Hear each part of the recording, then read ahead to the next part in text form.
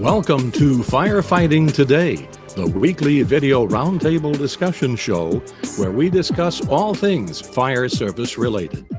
Firefighting Today is a production of PeteLamb.com. And now your host, Chief Peter Lamb. Hello and welcome. Thanks for joining us here tonight at the weekly roundtable show. We appreciate it. A couple of ground rules like we always do are if you are watching us live on YouTube, on the YouTube channel, there is an open chat there. If you are watching us live, feel free to go into the live chat. We'll take your comments and we'll try to weave them into the conversation here tonight. So that's that. If you're watching us live on YouTube, that would be the way to do that. There's a live chat over there. And if you're not on YouTube, but you are watching us and you're using Twitter, feel free to jump in on Twitter, and we should be able to take that as well. So let's introduce the panel first and foremost. We'll start with Rob Fling. Rob, say hello.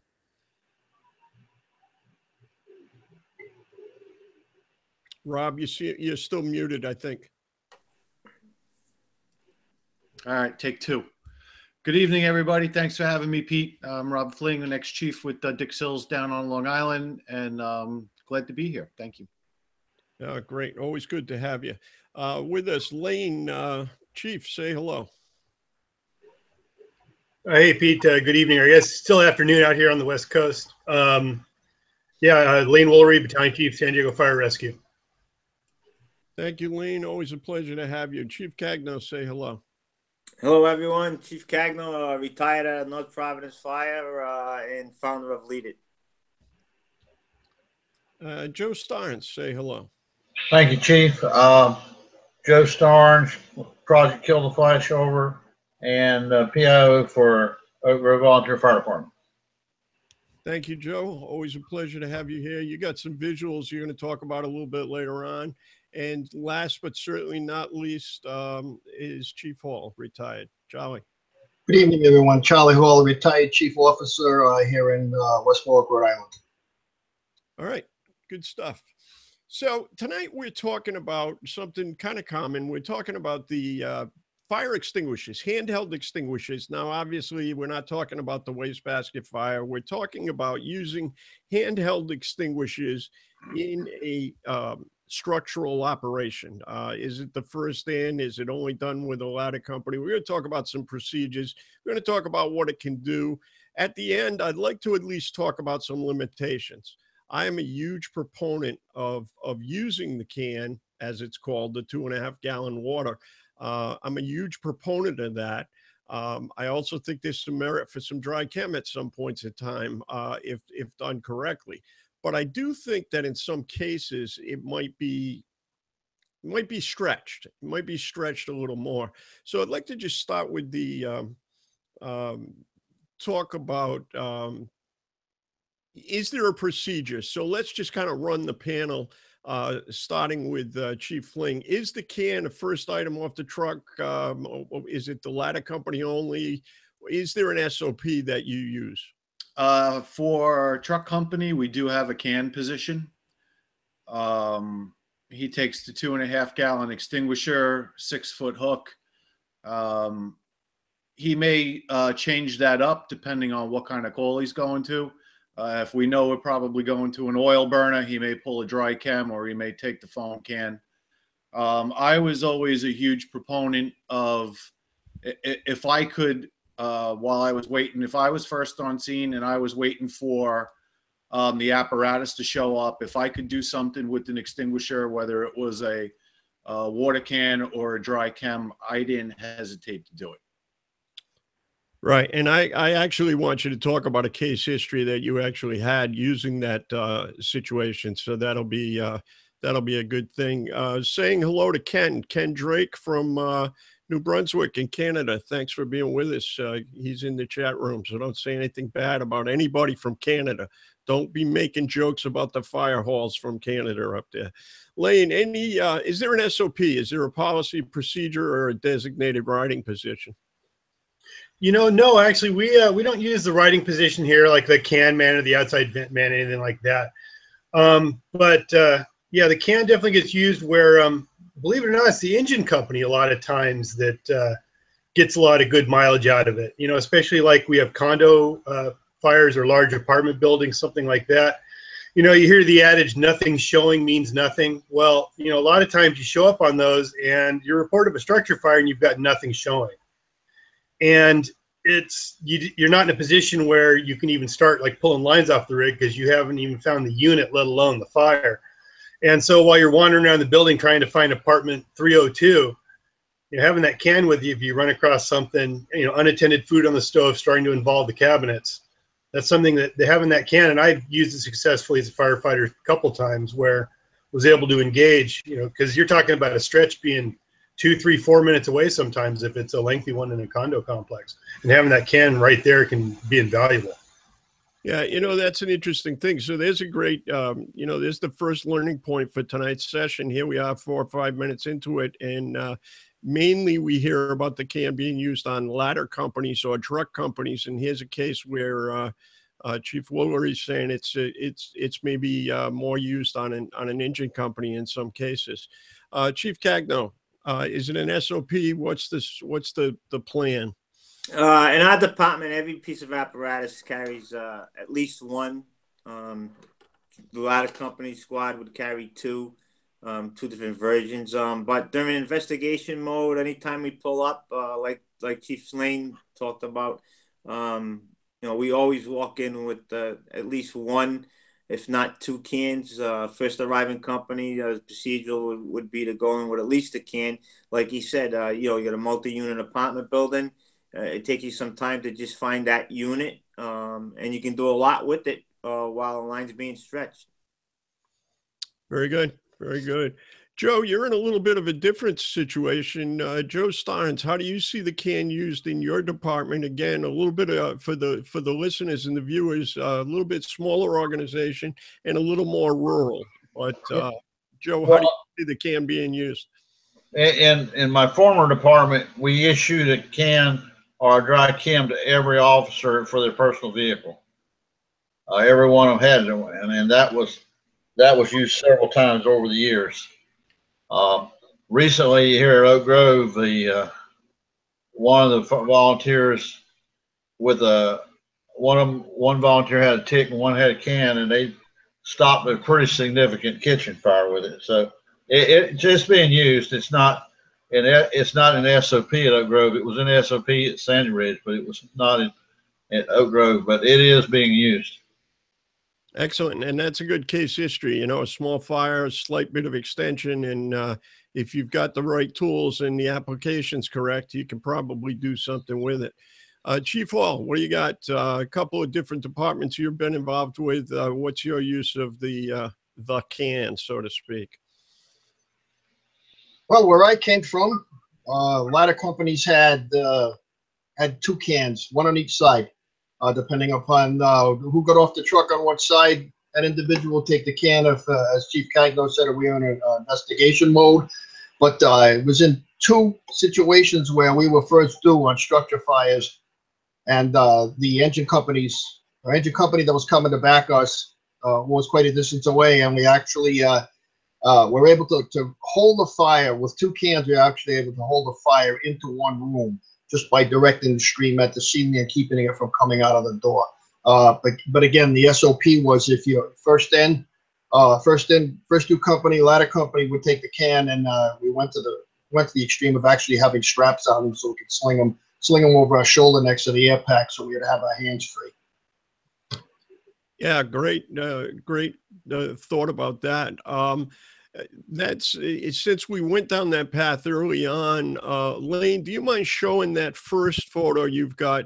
Chief Hall was talking about using a strap on the can, and there's a variety of things. You need to Google YouTube for 5 minutes, but this was something that I haven't seen prior, and that was Lane has something that one of his crews did, and I think it's worth showing. So, Lane, can you pop that up for us and talk about it? Capture the screen. Is it showing up there? It is showing up, yes. Okay, good. Yeah, the crew on the truck here, they just some of our crews will use a nylon tubular webbing, or there are some commercial products available, but the guys here just repurposed a rope bag, just a CMC rope bag, and it fits in there quite nicely, and it's got a couple of handles. It actually has a backpack strap on it. So, I mean, typically you're not gonna be able to carry it like that because you're wearing a BA, but a couple of handles, and it's kind of a nifty little adaptation that I really hadn't seen before until I came up here to this battalion. Excellent. Excellent. Thanks for sharing that. I appreciate it. And if there's any questions from the chat room or Twitter or what have you, just shout them out and we'll see if we can get to them and answer your questions for you. The next question, I think I know the answer to, but let's just run the panel one more time to get some viewpoint. And that is, are you putting anything in your pressurized water? And if so, what is it you're putting in? So, Rob, are you putting anything in? I know you're putting air and water, but outside of that,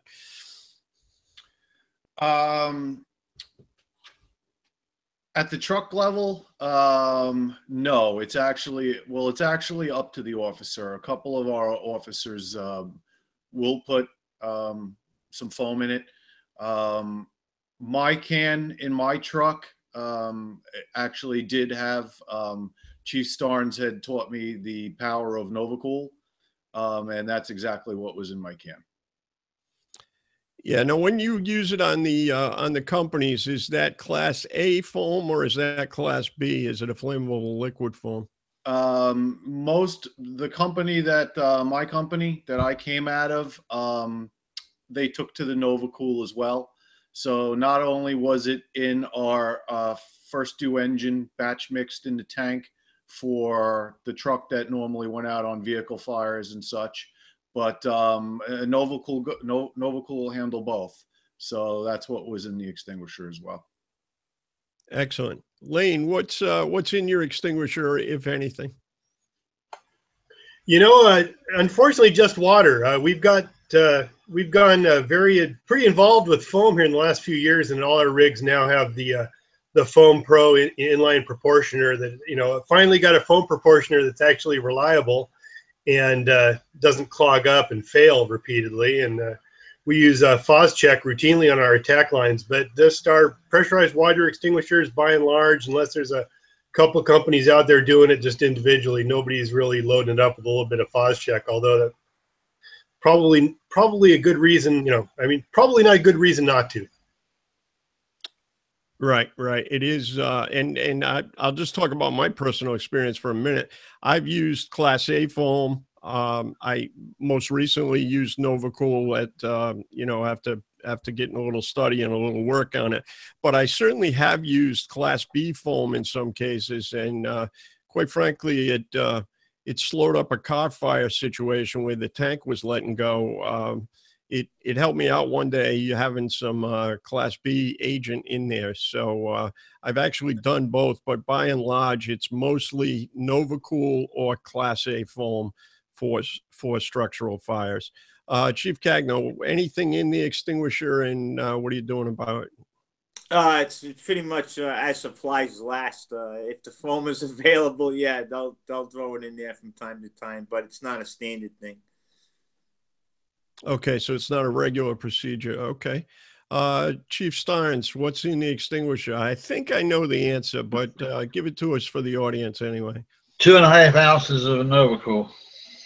Yeah, and just give me 30 seconds on why do you think NovaCool? Why did you kind of get involved in NovaCool over other products, Joe? I don't want to go too deep, but just give me a little side bit for maybe some listeners are not familiar with NovaCool. What's the deal with that? Well, it has several characteristics that make it a top-notch product. There are a couple others that are close, but we don't think anybody surpasses it. It basically is a green product. You can put it anywhere. You don't have to worry about it contaminating anything. The other thing is you can run it for Class A or Class B, like Chief Ling was saying. You run it at 0.4 of 1% for Class A and 0.5 of 1% for Class B. That finished product is finished solution cost is really cheap, and you don't have much cost in it. So It is a surfactant foam. It's not a film forming foam, so it doesn't have to be level. It will follow the slope and run with the water. So it's very universal.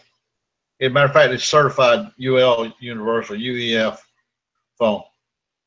Yeah, we have a little department up here in the Northeast where some folks from KTF came up. The city of Boston has just kind of they're adventuring in the path of NovaCool, and they've just had a couple of large incidents. One of them was structural, a multi-story building where they used a fair amount of NovaCool, and the other one was a trash truck in the tunnel. A couple of major tunnels that lead to the airport here in Boston. And in both of those cases, they use that agent. So if folks are listening, they want to Google that, check that out. That's something that you can certainly do. Chief Wall, what was the procedure? Now, you did some stuff at the airport. Was that different than what you did on your structural job? Well, the airport extinguishers were by and large the AFFF 3%.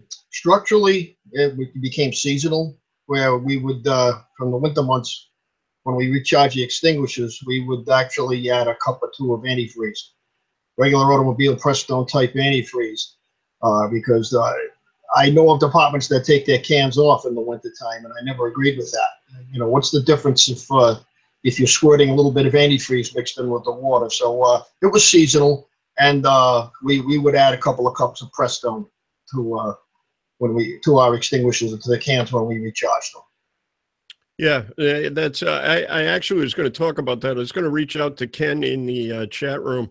Ken, do you do anything special? Do you carry water extinguishers in the winter up there in Canada? And if you do something different? You tuck them in the cab, or do you do something different? I'd be curious to know that on how you manage that. Now, there's the great old debate. As great as the debate is on, well, let's talk about dry chems. So before I go into some usage of it, Rob, you have a story about using a dry chem in a particular incident. Can you run that down for us? Can you go there and tell us what that's about? Sure. It was like 6:30 in the morning. We got a call for structure fire. That time of the morning for us could be a little dicey. Guys are getting ready to go to work. May take them a little longer to get out. We might get out with shorter crews. I got out pretty quick, just by looking at my phone. The priority code that came out of county is one that usually dictates that it's a working fire. It was quite a distance from my house. I rolled up on it. It was actually like a 300-foot driveway. I went up the driveway, I pulled into the house actually next door. I could see that we had a job. The front door was open. The smoke was coming out of the front door. I could see the fire in the bedroom that was facing me, which was actually on the far side of the house. Threw my gear on, made it to the front door. I crawled in. I took a peek down the hallway. It was a bedroom fire. The fire was making its way out of the bedroom and starting to come down the hallway. I crawled in underneath, closed the door real quick, made my way back outside. And I had noticed, don't ask me why I thought of it now, but I had noticed that there was a small piece of glass that was missing out of the window on the far side of the fire room. So I had the bright idea. I was going to test something that Chief Starnes had taught me. So I grabbed the dry chem out of the truck, walked up to the window, and expelled the dry chem into the fire room, and it put the fire out like that. It was amazing. Something that I had learned that I actually get to use in the street and see it work like that, to the amazement of my guys when they finally rolled up on this, was worth it right there. But just as the chief had said, it only works if you keep the ballast in the room. Eventually the window did let go, back off to the races. Yeah, and I missed it just when you said it, Rob. So the interior door to that room was closed? No, it was open. I had closed Oh, it. you had closed it. Okay. Okay. So yeah, I think that's one of the discussions that we have. Again, we're using, so in that case, I mean, the method of extinguishment, and I'm not going to get into the ballast discussion or what have you, but the method of extinguishment there is a little bit different. And it's not going to work in every circumstance. And there also is the, you know, even in FDNY, when you hear a story about FDNY using a water can, you know, ladder companies typically going in ahead of things. The question is, you know, they often, if not always, shut the door. Right. So there's two things going on here at the same time. So I think that's an important piece. Lane, any case history that sticks in your mind with the use of either handheld extinguisher in a structural scenario? Well, you know, there's one actually, and I was looking at when we were getting ready to discuss this topic. I actually was thinking about the, you know, the 1999 Keokuk, Iowa tragedy. You know, and if you look at that and you watch the product they produced on SmokeView, you know, when NIST actually looked at the incident, that fire was pretty darn small when they first got there. And, you know, that was when we were first starting to learn about the fire's reaction to oxygen and that kind of stuff. And I know they did stretch a line to the front door eventually, but it didn't get used. But if you look at the size of the fire, when they first made entry, had one guy just taken the can and gone in there and caught that thing while it was small, that would have bought them a ton of time and probably wouldn't have flashed and probably wouldn't have killed all those folks. Yeah, I think, yeah, I mean, certainly you're right. When you look at the modeling, it certainly does show a small fire. I think that fire was unique. You know, 5 people went to a fire with 3 people trapped. You know, I mean, that's a tough one. That's a math problem, right? But the power of the power of the can is that it's there. You know, it's there. It's quick, and you know, as long as you got a line coming. But you know, in terms of getting a door, and actually, there was a video on YouTube. I'm not sure if it's still there, of a guy. There was a fully involved room, and that guy actually knocked it down with a can. It's, you know, I've seen people do it, like, I guess in like fire control 3 classes and things like that, more like a stunt value, but it's pretty impressive when they do it. Well, you know, it's like the perfect segue. It's almost like we rehearse this some weeks, even though we don't. Oh, that was a secret. I'm not supposed to say that. Chief Starnes, if I feed you some slides here, are you prepared to discuss them? Sure. Go ahead. Don't pressure me now. Don't pressure me. Just click the right buttons. Easier said than done. All right. So let me lock on you, and let me lock on the screen. All right, Joe, go ahead. And so 55 seconds. Is this a test burn, or is this give me the context of what we're about to see?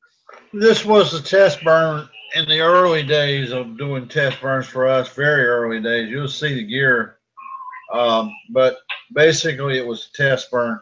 And the whole concept was, what could you do with a 2.5 gallon can with enhanced water in it if you stayed in the air track? So that's what this is all about.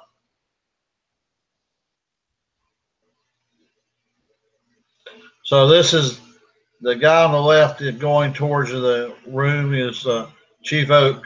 It was his video. And we got a room here that is exhausting and drawing air in the same window. And he's going to dump this 2.5 gallon can on this fire. He gets close to it, and then he's going to use the air intake part as his place where he's going to put the nozzle and put the water in. So what you're going to see is Chief Oak dump this can on the burning combustion piece of the room, and it's going to do what Chief Lane was talking about, or what Lane was talking. Sorry, Lane was talking about. Chief was talking about. It's going to kill the flaming in the room. The thing that people often forget is, if you kill the flaming, you still got surface cooling to do, but you buy yourself a tremendous amount of time. And your gear will protect you against smoldering combustion. It won't protect you against flaming combustion. So, see, and this is what happens. That was one can in that room.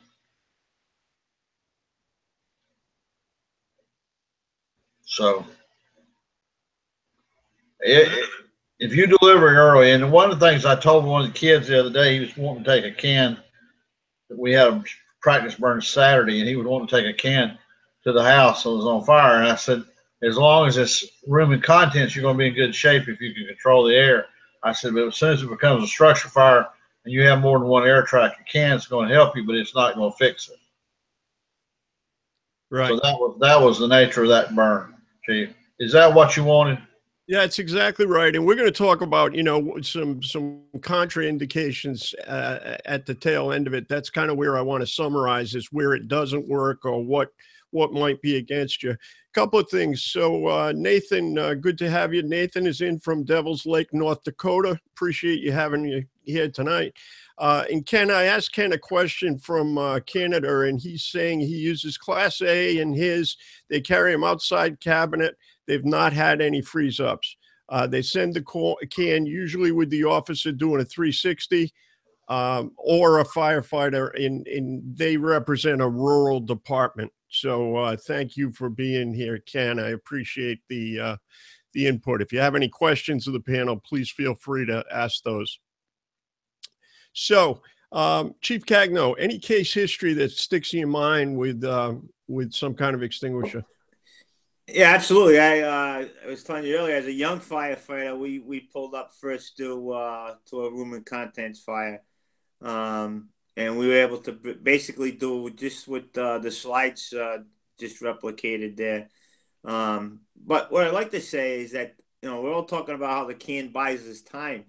For departments that have you know, multi-unit, multi-level dwellings, you know, sometimes a good 200-300 feet from the rig when you're doing that investigation, and if you're up there with a can, and like Chief Lane said earlier, you know, you buy yourself a great deal of time applying some water while that line's being stretched. I mean, anytime you go to work with a can, you should be obviously backing it up with a line, but you know, I think it's a great tool when you have you know, larger buildings to investigate for, you know, for a routine fire, you know, whether it be smells and bells or you know, panel indicating the, you know, you got lights on indicating that you might have a fire on the floor. At least somebody's going up there with a can, and he gets up there and there is something active.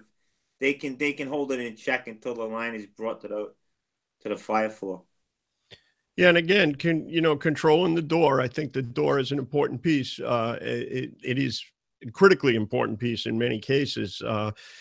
Chief Hall, Charlie, you got anything? Any good case histories where the can or a dry can may have made a difference? Well, I'm actually going to relay a story regarding both. Our ladder company pulled up to a well-involved vehicle fire right up against the side of a multi-story dwelling, and the vinyl siding was starting to drip, and the engine compartment and the front passenger compartment were going pretty good. And I jumped out on the front seat. I was the captain on the truck at the time, and I grabbed the can on my side, and then the rest of the crew took the dry chem and started hitting the engine compartment, the passenger compartment. And I started wetting down the side of the structure. The next two due engine companies were already committed on other runs. I was waiting for my first water company was probably a good 10 to 12 minutes out. And we managed to put most of the fire out, but more importantly, we managed to protect the structure using both together. Like I said, I applied the water to the side of the exposure, and the dry chem was being used by the rest of the crew on the engine compartment in the interior of the vehicle. Excellent, excellent. You know, if that ladder truck was a Quint, you could have pulled a line. Oh, I didn't mean to go there. I had to do it, Charlie. You know what I mean? It's just what I do. Lane, was it you and I that were talking about, well, I do want to talk about that car fire for a minute. Was it you and I that talked about using a dry cam with a line? Was that you and I having that conversation? Yeah, actually, it's a you know, if you're not an ARF firefighter, or you know, if you've a lot of times, you know, people in the military, this is taught on obviously on your aircraft carrier flight decks, things like that, but using AFFF in combination with dry chemical. And you know, most modern ARF trucks are actually set up to discharge both at the same time. And you also see it in the petroleum industry, like in their rack storage and distribution systems, where they have what they call three-dimensional fire, where you've got a puddle of flammable liquid, but you also have stuff dripping down. Where you'd see it in the ARF world is like a ruptured fuel tank dripping down over an engine pylon, that kind of stuff. And I don't know if you remember back, but in November of 1990, the Denver Fire Department had a rather thorny problem at the fuel farm at the airport out there, and the thing burned for 55 hours, and they weren't able to get it with just AFFF. And it took they brought in some expertise from the petroleum industry, and they were able to use a combination of AFFF along with some dry chemical, you know, Purple K in that case. And the Purple K takes care of the three-dimensional fire, the above ground, and the AFFF blankets the puddle. And those two agents together will work where neither one would work individually. There's a synergistic effect when you mix the dry chem along with the AFFF. Yeah, so let's talk to the resident ARF guy, since we do have a resident ARF guy. Charlie, I do believe you had some dual agent companies there, didn't you? We did at the airport. There were actually two companies that are capable of flowing both agents. The primary company was a 55-foot snozzle, which had a hand line, a dual hand line that would flow AFFF and dry chem at the same time. And Chief Woolery mentioned the three-dimensional fire. Our SOP there was to pull the dry powder, whether it be through the hand line or through the extinguishers, but dry powder for the three-dimensional fires was our SOP. And the knockdown is incredible, incredibly fast and incredibly efficient. Yeah, good discussion. I mean, it's the use that we don't often think of, and I have to tell you, people thought that I had the pleasure of getting involved with a training facility down in St. Augustine, Florida, who taught me some pretty crazy stuff.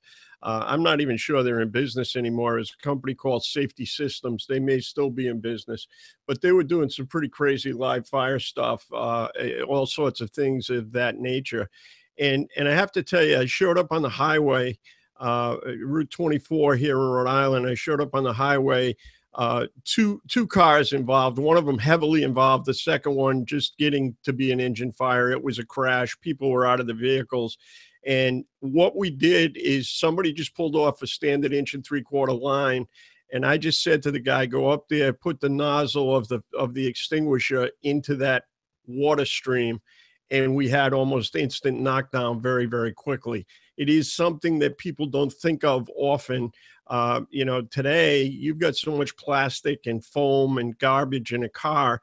You're out on the highway and all you've got is tank water. If you've got a short tank, you know, using a dry chem in that situation and supplementing it, and basically all you do is fire that extinguisher very close to the nozzle, and that will entrain the agent right into where you're going, and you'll be they swore I was using a magic trick or something. The only thing I didn't say was abracadabra. I did say some other adjectives that probably shouldn't be said, but that's another story for another time. What else we got? Anything that we want to add? Anything we need to add? Sure, Chief Cagno, you've got something you want to jump in with. The other thing is you can do a lot with the can, like Chief Lane had the repurposed rope bag, but a lot of departments use tubular inner tube type stuff. They'll put door chucks, extra door chucks, things like that. So you can dress out your cans, do multiple things, carry extra equipment, stuff like that. So you can be very creative with them. A lot of departments do that on a company level, but I'd have to say that It should be one of the standard things you take off the rig on every investigation if you're not doing it now. Yeah. So before we get, as we begin to summarize at the tail end, I do want to talk about where the can may not be appropriate or where the handheld extinguisher may not be appropriate. So we need to at least talk about that. I think I saw something. Chief Fling, did you have some other technique that you had for a car fire? Yeah, I used to keep foam in an old dishwashing container, and I did the same trick with the dry chem, but I used to use foam while the line was operating on the car fire. If we felt we needed the need for foam, I would just take the dishwashing liquid container, flip it upside down, and just direct the stream right into the water stream and have the stream carry the foam towards the fire. Yeah, it's not pretty, but I think I bought a nozzle like that. It was Wile E. Coyote had the catalog. It was from Acme. I think it was from Acme. It was a similar fire attack nozzle, I think. But that's that. So the other question that comes in, and we could get a pretty good debate, and we could get into a whole side discussion here. But there is the question of how you best use the extinguisher. And most people, and it's the same argument we have with hose lines. Am I supposed to be directing this thing at the ceiling? And am I gas cooling with this extinguisher? Am I surface cooling with the extinguisher? What am I doing? How do I apply the extinguisher? And I don't want to go too far down the scientific path here, but I think there is a right and a wrong answer to that. Now, people listening or even people on the panel say, well, I did it and I bounced it off the ceiling and it worked great. Well, okay, I'm with you. What is the preferred method, Joe? And I don't want to let the dog out of the car, but I do want to roll down the window a little bit.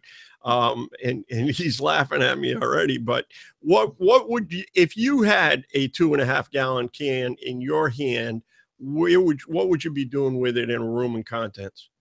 Anything horizontal that I'm not shooting the stream upstairs, I'm going to be 48 inches and down, Chief.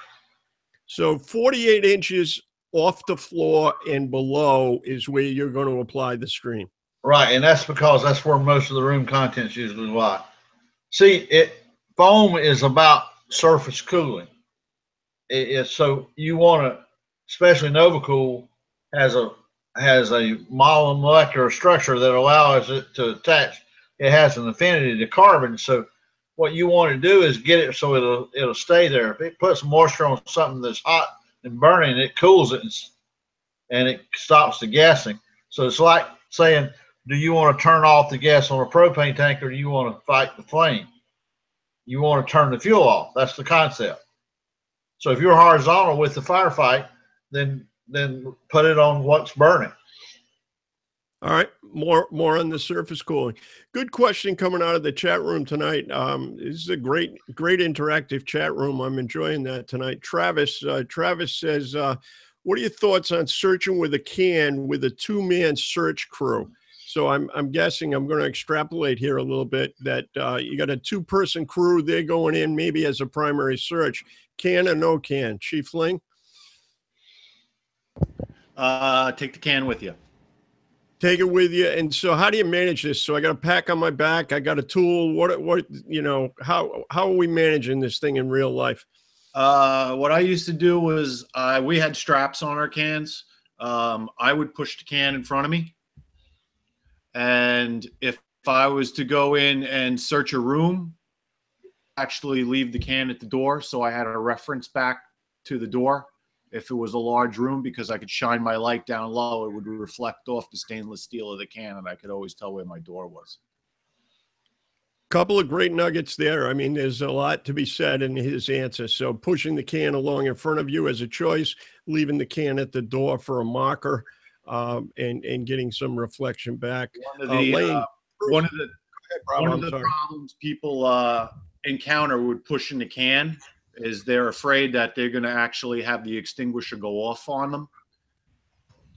If you don't have the pin in, A great trick is to take one of the carpenter's spring clips, and you put the spring clip right behind the handles.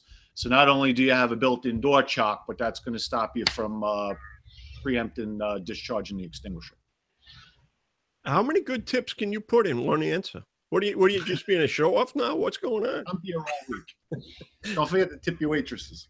Yeah, tip your waitresses, right? Lane, 2-person search crew, can, no can, how do you use it? What's the mechanics of it? Well, we very rarely, we don't really search off the hose line that much here. It's our typical doctrine is most of our searches are actually done by engine companies off the attack line. If there is a situation where the truck company needs to operate, or any crew needs to operate without a hose line in a building, a can would be a great thing for them to take. To be honest, we don't really necessarily train that way. Like I said, our typical attack is engine companies go in, search off the hose line. The trucks typically do ventilation to support that operation. Okay, good.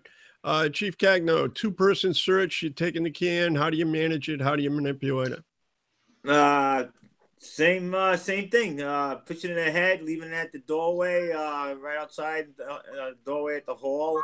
But absolutely take it with it. Okay. Joe, is that something that you would even entertain in Oak Grove? Well, what we say is take the tick, take the extinguisher, take the line. I agree with what Chief Lane said about the line. But the same thing goes with the extinguisher. We ran this test, if you remember, in 15, Chief Lane, you remember when Laura set up the test where we had to do a VEIS on a room, and we had a 20-pounder. Yep. And what happened on that was we put a curtain up in the window, tucked the window out, went in the room, had a fire in the C side of the structure, pushing down the hallway, going into the D side where the search was at. But when they discharged half the 20-pounder into the room, and they had the ventilation cut off, the actual extinguisher, Purple K, went down the hall and almost put the bathroom out by itself. And they got to the door. The concept was they were going to go to the door and they couldn't shut the door. It was hoarding. So they got to the door and they had no door to shut. So they discharged the last 10 pounds of the extinguisher and made their way back to the window. Now, extinguishers play havoc with thermal imagers, so you got a drawback there. But in the same breath, what you see on the thermal imager looking at the fire is it took the fire out almost all of it by itself, just by following the combustion track of the air. So I would say always take it with you. All right. And Chief Hall, taking the can on the search, how do you manage it, manipulate it? Anything you got to add to where we were?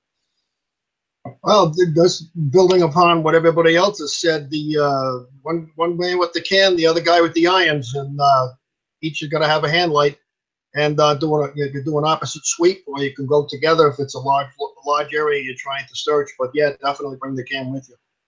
All right, good stuff. I want to get back to a question. Let me go back to the chat room for a minute. So Travis says spot on. We answered his question. Don's talking about the car fire and introducing the dry chem as we did. Thank you, Don. We got that one. Nathan says that he finds it interesting the departments he's been on have never used the can regularly. It's always been hose lines. He appreciates the info. And Travis also says, thank you for the info. Let me just throw a wrench in. Lane used the word training, not that I'm interested in training at all, but how many guys, we're talking about search. Do you train in search? Do you train? Because I got to tell you something, fellas, on the panel. I don't believe in a primary search. I've ever been trained to have a can with me. I don't believe I've trained on taking a can on a primary search. So I'm just curious, any of the folks, do you actually train your recruits in that fashion? Yes. You do? Okay, yes. Good. Good. Because it's not, I don't think it's as common as we would like to believe. Normally the junior guy has the can. And he is told that every time he gets off that truck, he's got a can, a 6-foot hook, a light, a mask, and all his PPE. Every time we do a drill and somebody has the can and we're doing a search, that can comes with him. Excellent. Excellent. No, good. You know, kudos to you. Good for you. I think it's excellent. We did mention the term, just for the folks that might be watching. We did mention the term. Lane, can you pop up the Purple K extinguishers?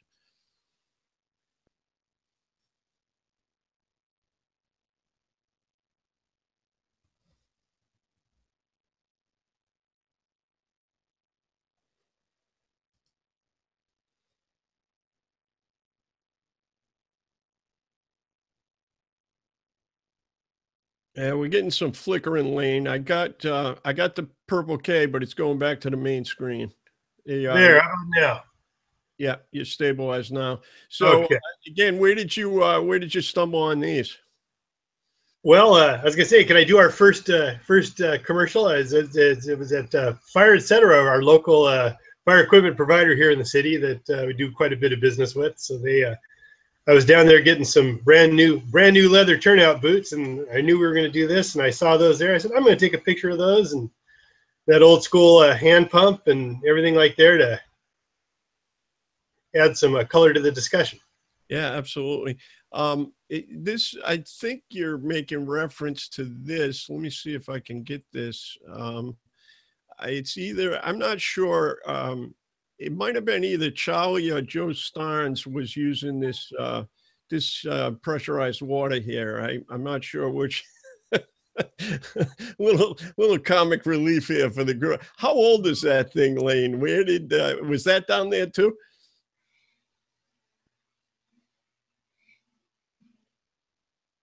You're muted. There we go. Okay, yeah, I took a picture of it because back when I came on, a lot of the old school captains would still refer to the pressurized water extinguisher as the hand pump. Say, go get the hand pump. And, you had to know you had to translate it into modern firefighting speak. So, yeah, I never actually used one of those, but I've heard them referred to. Excellent stuff. All right, let's start the summary discussion. And the summary discussion goes like this. I think I recounted in a previous roundtable of a YouTube video that just pretty recent, and I don't know the department, and I don't really know that I care, and I don't say it to point fingers. I say it as a witness, not as the judge. But this is pretty heavily involved garage fire, and there's clearly fire over the head and some other stuff. And a firefighter, they're stretching lines are being stretched. It's not it's a garage with, I think there was a car in it, maybe one car or two or something. But the point was, there's a person standing up, full protective gear with a pressurized water in his hand in a 2-car garage with heavy fire in the upper part of that garage. You got the 2.5-gallon extinguisher has limitations. It has limitations. It's not a magic bullet. And you got to know what the limitations are, and you got to use it in conjunction. A little tough to roll down an electric garage door that's failing under the conditions of fire. I mean, it's not like you're going to cut the air off here pretty easily. The whole bay door was open, so it's not like it's going to be handled pretty readily. Let's run down the panel, starting with you. Let's start at the other end, Charlie, and talk about, when is the handheld extinguisher or the can not appropriate in your opinion, your experience?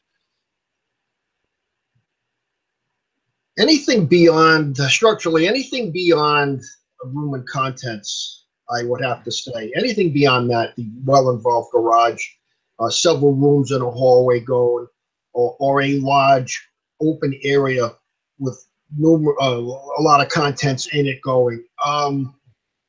Everything again is incident dependent, but in my experience and for my use, anything beyond a room and contents in a structure fire, I'd say no.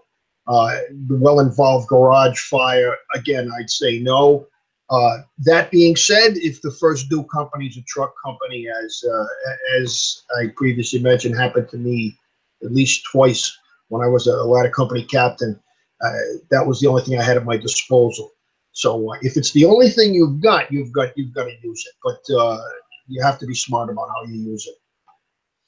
Yeah, and I would just say, I think you're right, Charlie, and I think you implied it. You know, if you are going to use it at a safe distance. Don't get yourself in a position. I think, you know, extinguishers are in buildings and they're generally positioned near doors, so people, citizens, building occupants can use an extinguisher and have a method of escape. So, if you are going to use it as a rule of last resort, make sure you're in a safe area. I think makes some sense.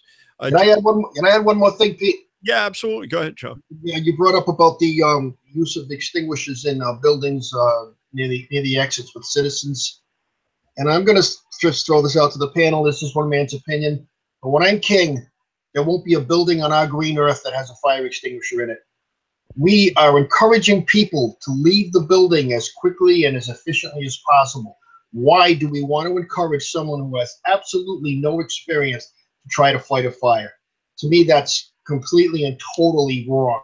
And I actually made that statement at the National Fire Academy, and the instructor stood up from behind his desk and gave me a one-person standing ovation. Yeah, I have a different view, but I certainly could see how you could get there. It's not hard reach for me to believe and get there. We see too often people run back in for things. People are trying to fight the fire. They don't know how to pull the pin. They throw it on the floor. I think one of the great fires, it was many years ago, Charlie, before you were chief in your town department here. City of Warwick went in mutual aid to fight a fire, and the first crew tumbled down the stairs, and they tumbled down the stairs because there were 4 or 5 10-pounders that had been used by occupants, and the building's trashed because people have tried to fight this fire with extinguishers. So it is something that's pretty common. It's a point well taken that people do delay their own exit to try to fight the fire. Joe Starnes, contraindication for using a handheld extinguisher. Well, for instance, on a 2.5-gallon can, we tell our young guys if it's gone into the structure and it's out of the room and contents, that they're probably not going to get a lot of benefit from their extinguisher. That's not necessarily true, but it is mostly true. And if they don't understand the science, that's a better statement than saying use it on everything. So that is what we say. When you get into a large amount of surface on fire, you get into a large amount of cooling necessary, or you have to cut the air off. The more that's burning, the harder it is to cut the air off. So it's all linear from that perspective. The other thing is, if you're talking about stopping flaming, an extinguisher, a purple K or a particle extinguisher is going to be more effective than a can extinguisher. And mainly because of the word you didn't want to use a while ago called ballast. But if you tell the young guys that and they keep it tight, that's going to work better to stop that rapid fire growth than the water can will. If you have a lot of fire, if you have a lot of heat. And so there's just a lot of things. There's some fine, it's in the polishing, Chief. There's an old joke about, and if you'll pardon the delay, there's an old joke about a woman asking the guy at the palace in London about how did they get the grass so pretty. He said he told her what type of fertilizer, what type of grass seed to use. Then he says you roll it once a day for every 400 years. It's all in the fine stuff at the end that makes the difference. So we need to be better at what we learn.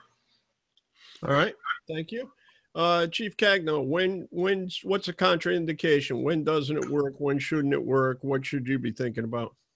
I don't think it's a matter of contraindications, Chief. I think it's a matter of expectations, knowing its limitations ahead of time, training, experience.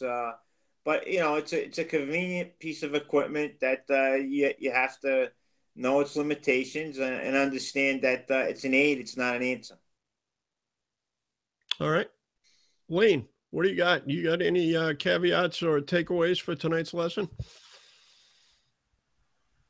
Yeah, actually a couple. One is, yeah, it's a tool, you know, it's like a crescent wrench. You know, crescent wrench is nice because it's handy and it's quick and it's there right with you in your pocket when you need it. But it's not really the appropriate tool for doing serious work. So, you know, you go in on nothing showing, something like that, hey, perfectly appropriate, because the beauty of it is that it's only 2.5 gallons. It's light and mobile and you can carry it around. The weakness of it is that it's only 2.5 gallons, and that if you use it for anything other than, if you show up and you actually have fire shown out of a garage and you're pulling the PW, you're screwing up. That's you're not taking the appropriate tool for the job.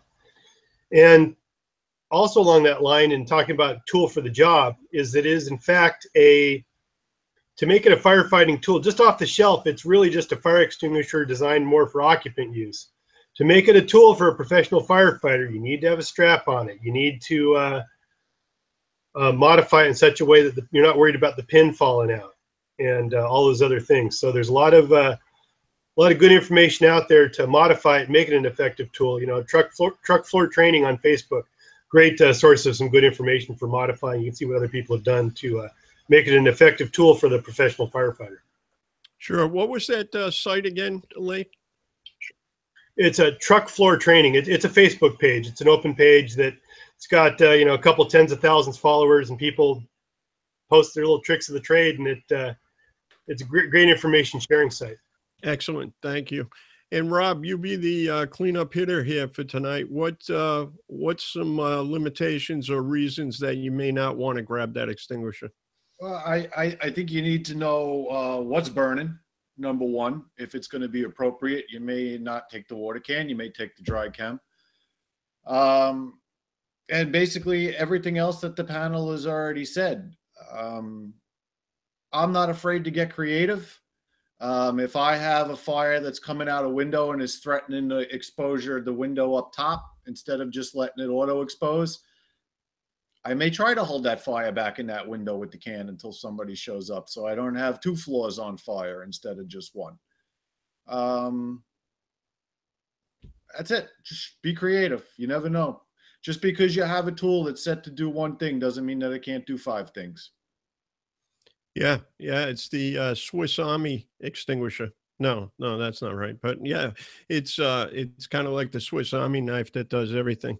So yeah, a couple of variables that I'll add just to close it up and tighten it up, and that is, you know, it is dependent upon your training under live fire conditions with this extinguisher. You got to know exactly what it's got to do. You got to know what you're doing.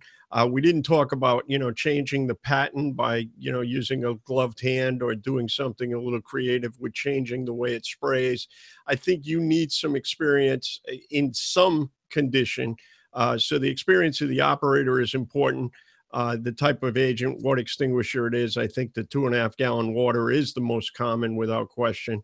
And I think that, you know, have a thermal imager and try to do something about the air. I think those are all things that are going to lead you on a successful path. So let me just check the chat one more time. Folks have got some ideas for training nights they're talking about. Been a great chat room. They've been interactive, and I appreciate that. Just one last word for the folks that are still viewing and listening. If you'd like this panel, if you'd like us to set up a panel and come in virtually to your department some night, you ask this panel questions, we can make that happen. It may not be this panel exactly, it may be a composite, but we've had discussions about that. If you need further training and somebody to come in virtually to your department by using video, please reach out to us. It's something that we're all interested in doing, and we're all trying to pay it forward just a little bit. We will be here next Sunday. We will be here next Sunday at 8 p.m. Eastern. Topic is to be announced, but hopefully you found it enjoyable. And if you have any questions or anything you want to get in touch with, it is pete@petelam.com, and we will circulate the email to the appropriate person on the panel. Thanks for being with us tonight. I appreciate it.